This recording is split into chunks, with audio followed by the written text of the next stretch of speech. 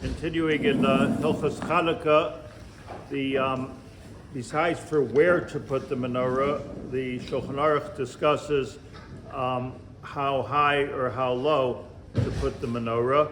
And this, the Poskim say, is important whether you're lighting outside or whether you're lighting inside. Even if you're lighting inside, you can't put it too low, or there's a lechatchila when you shouldn't put it too high.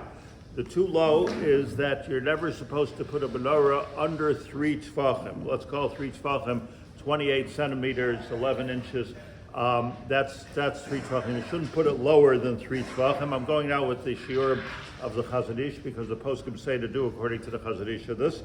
So that's 28 centimeters. And although the height can go way up to 20 amos, much higher than the building, but there is also a lechatchila that you should try to keep it below 10 tefachim. So 10 tefachim is 96 centimeters. For the benefit of inches, means the lowest it should go is 11 inches. The highest it should go is 37 inches. But if you put it over 37 inches, you can keep on going. The reason for this is not because it's not so much you can see a Bereshus Harabim, then it wouldn't be nogay in the house. That's part of it, but it has to do with Chazal measuring the peripheral vision of every human being. In other words, your vision sees a certain amount.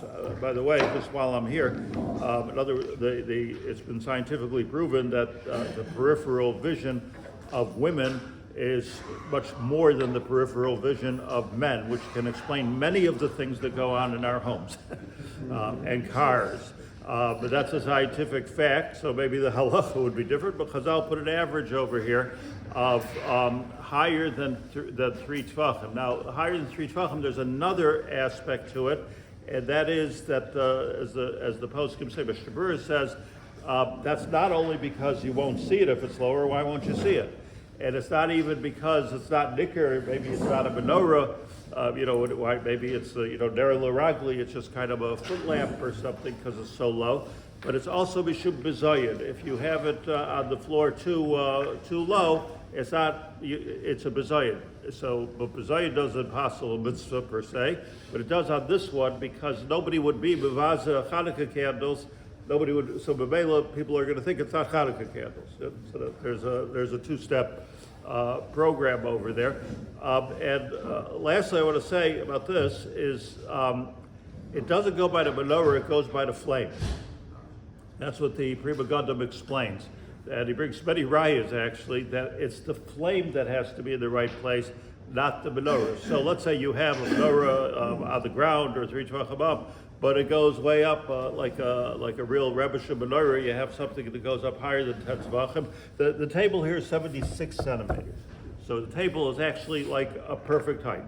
So this table, most tables in the world, are a perfect height to put a menorah. However, if you put, to go to lechatchila, you only have 96 centimeters. That's about 3 feet, right? So if your menorah starts on the table, nice.